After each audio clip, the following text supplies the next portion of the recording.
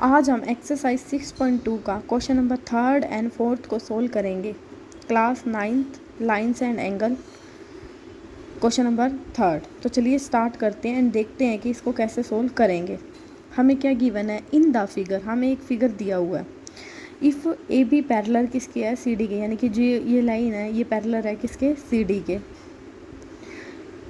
E F is perpendicular to C D. E F क्या दे दिया, सी डी के ऊपर परपेंडिकुलर, यानी कि ये एंगल क्या दे दिया आपका 90।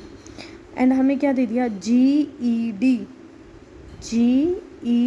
डी, हमें ये कंप्लीट एंगल कितना दे दिया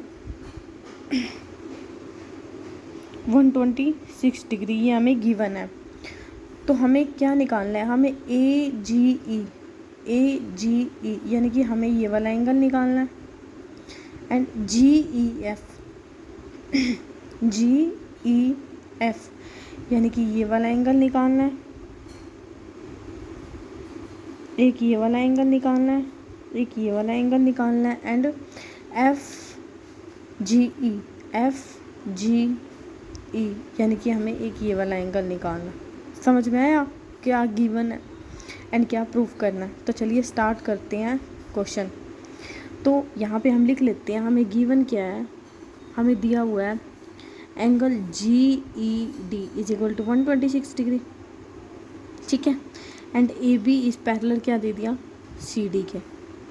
जब ए बी और सी डी के पैरेलल है और ये एंगल आपको पूरा एंगल हमें क्या दे दिया G E D, angle G E D complete angle किसके इक्वल हो जाएगा, G E F, angle G E F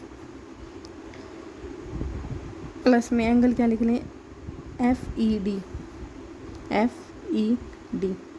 तो यहाँ से हम जी ई एफ की वैल्यू निकाल लेंगे। अब ये हमें एंगल कितना दिया है 126 डिग्री, ठीक है, जी ई एफ, और ये एंगल हमें कितना दिया है 90, ठीक है।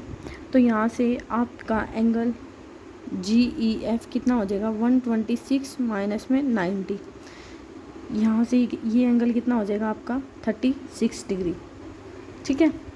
यहाँ से ये एंगल क्या हो गया 36 डिग्री। अब क्या निकालना है हमें ये वाला और ये वाला एंगल निकालना है। अब आप देखो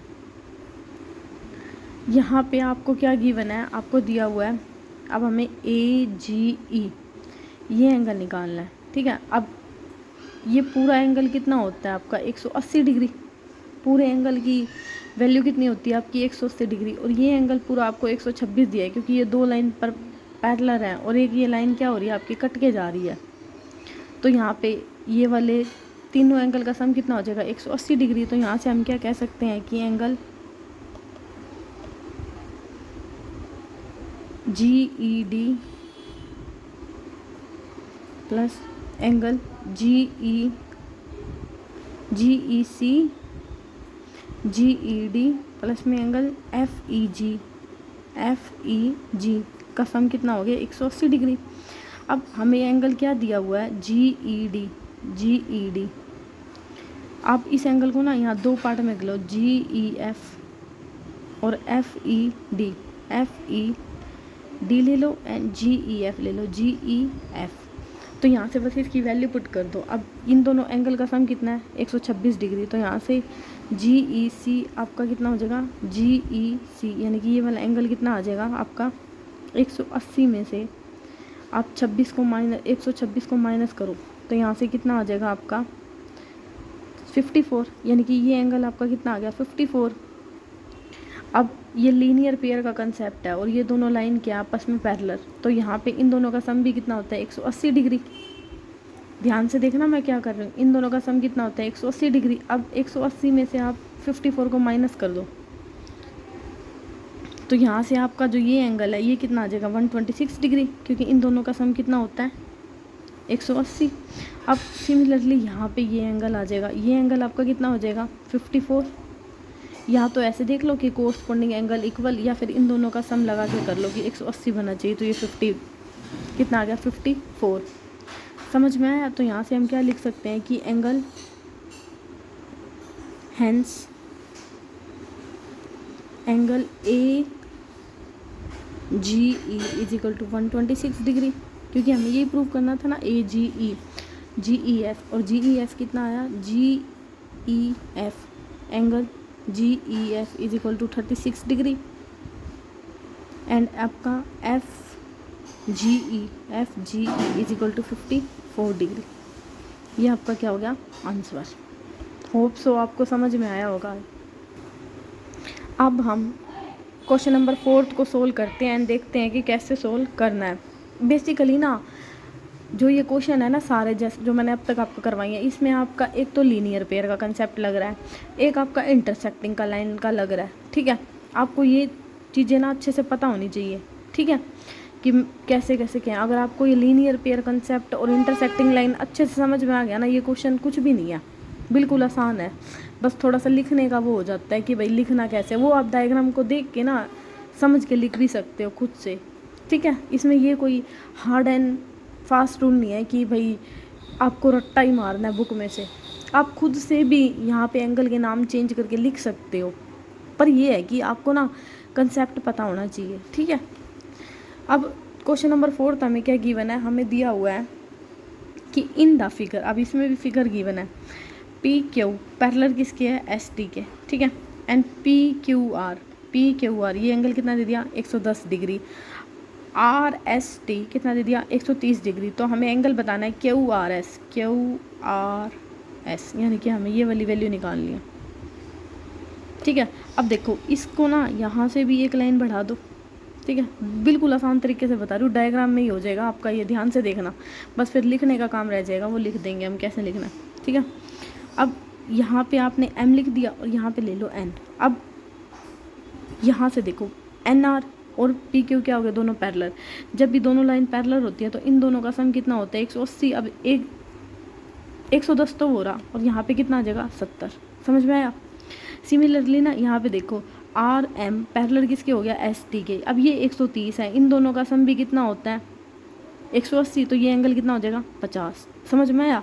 निकालना क्या है, ये वाला एंगल, ये तीनों एक पैरेलल लाइन पे है, एक लीनियर पेयर का कंसेप्ट बना रहे हैं, इन तीनों का सम भी कितना होता है 180 डिग्री। अब ये 70 है, ये 50, कितना हो गया 120, तो यहाँ से ये एंगल कितना निकल गया आपका 60।